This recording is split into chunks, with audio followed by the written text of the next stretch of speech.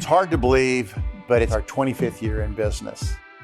And I want to thank everybody that's been a part of our story. Thank you to all the brokers that are here, and thank you to all of our fantastic clients.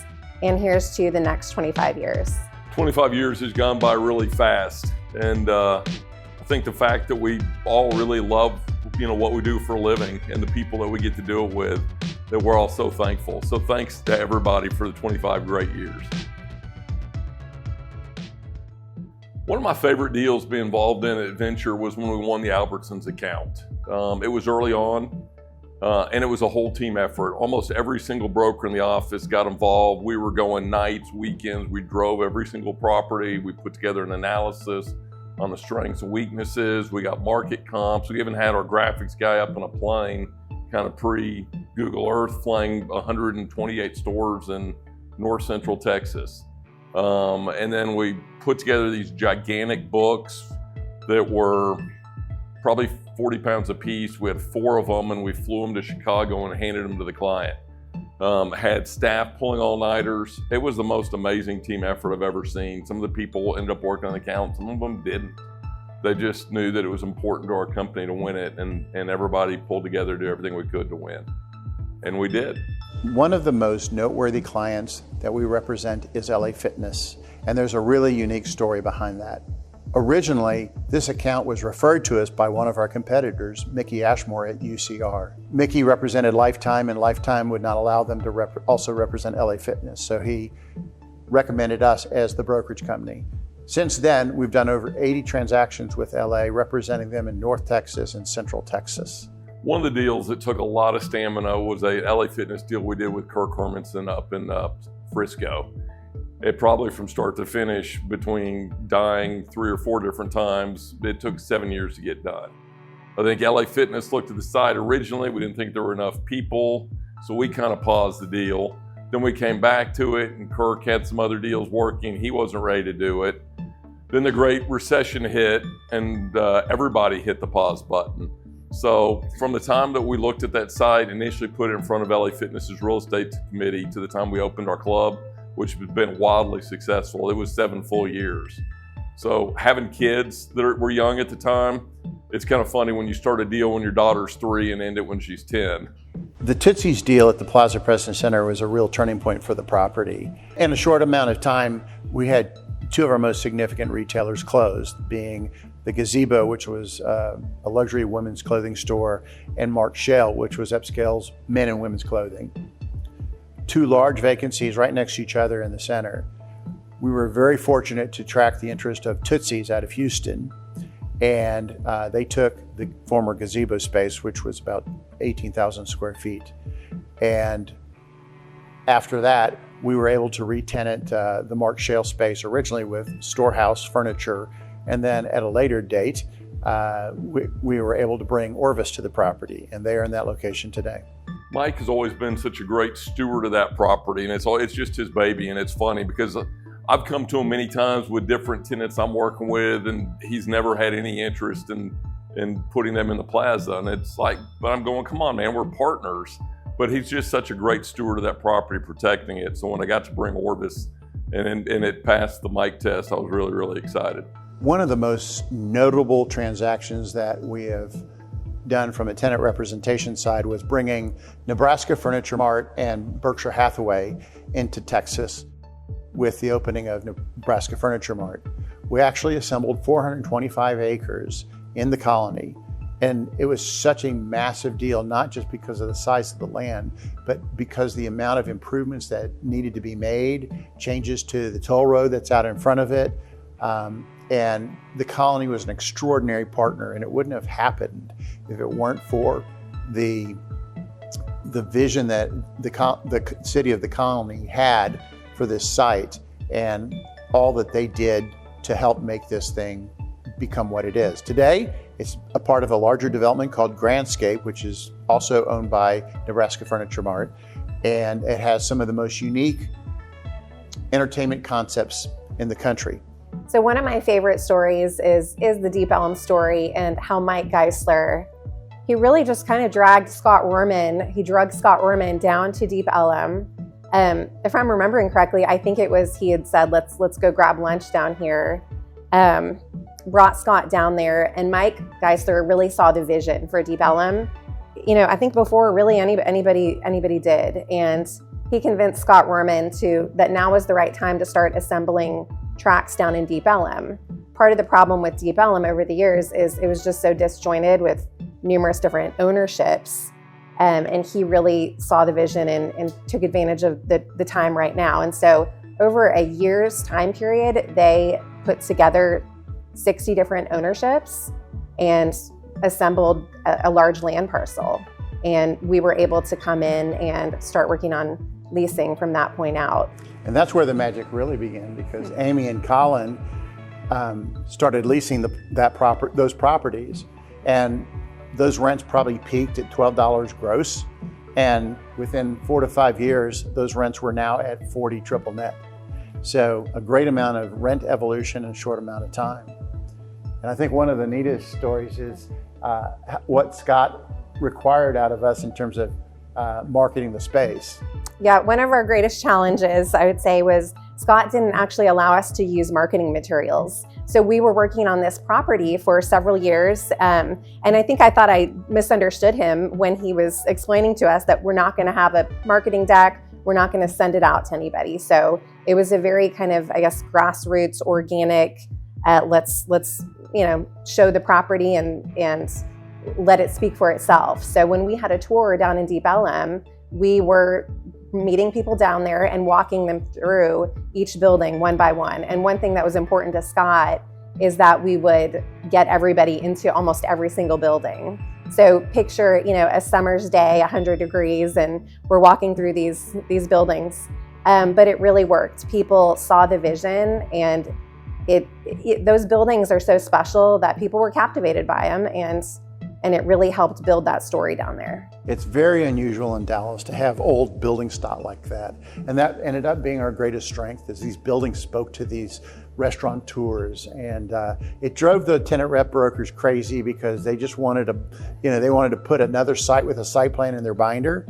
And it took us a long time to convince them that they had to make a in-person tour, but our success rate in doing it that way was tremendous.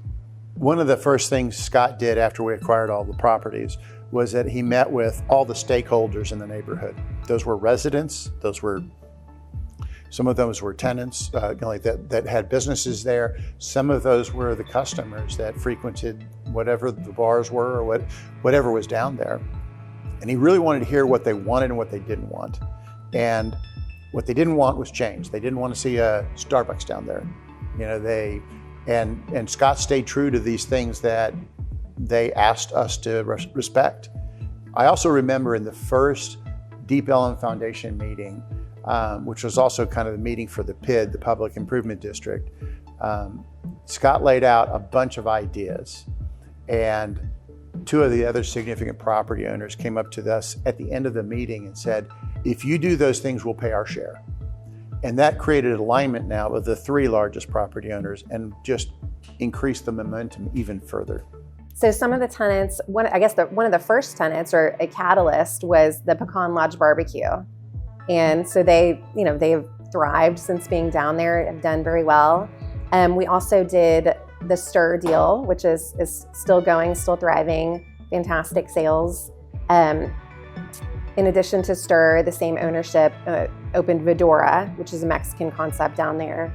One of my favorites is Dot's Hop House, yes, which is, we took 3 tracts of land. There was a building on the west side of it that we took off the roof and kept the sides of the building. The middle tract we turned into the outside patio, and the third tract was the 5,000 square foot building that was the restaurant and bar. What excites me most about Venture's future is absolutely 100% the people here. For example, I work with a girl, her name is Mia Urania, and she is a transaction manager. And we've been working together for 2 years.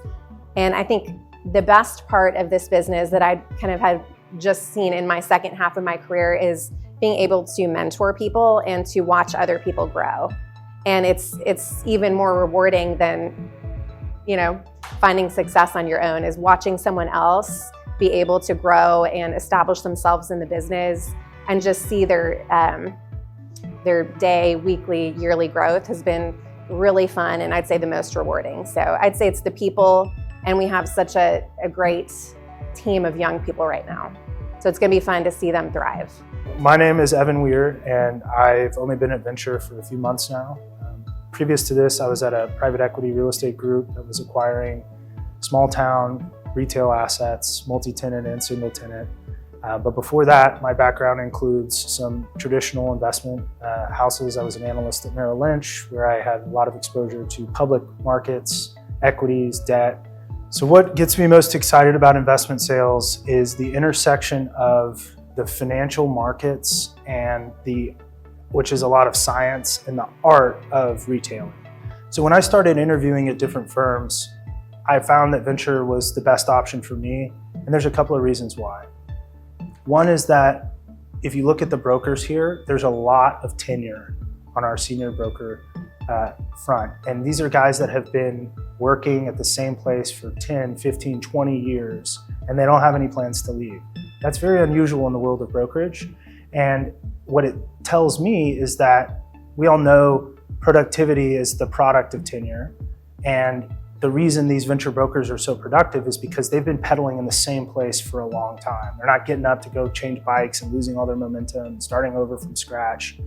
They've been here, they've been at Venture, they've built a brand and a reputation, and that is a big differentiator, I think. Another reason that I chose Venture over some of the other firms that I had offers from was that there are values posted everywhere around the office. If you come to our office, you'll see they're framed in the common areas. Employees even pin them up at their desks. And I've noticed that when you have clear, articulated values, it really does drive your behavior, and your behavior determines your reputation. So if you don't know your values, you don't really stand for anything. And if you don't stand for anything, you can kind of fall for anything. And compare that to a firm that is very crystal clear about what's in bounds, what's out of bounds, what is praiseworthy, and what should be discouraged. And you begin to see how the reputation of Venture was built and how the firm perceives us. That is the calling card. When I tell people I work at Venture Commercial, they typically identify the top 2 or 3 principals who've been here the most time. They say those are great guys, high character guys and girls. Those people really do the right thing. They treat customers and clients the right way. And a reputation is worth more than gold and silver as far as I'm concerned. So it's already opened doors for me that otherwise would have remained closed. And so the combination of long-term, hardworking people with super crystal clear values made Venture the obvious place for me to come. We're a values-driven culture. That starts at the top. Mike Geisler is a man of reputation. He's a man of crystal clear values. And he makes sure that he's compounding that character quality with each new hire. So I'm only 60 days in, and I've had a little bit of time to look at the Venture culture and to experience it on the ground. And I can tell you what it looks like. It looks like collaboration and expertise. And collaboration and expertise are hand in hand at Venture because we have so many different lines of business. Venture is all things retail.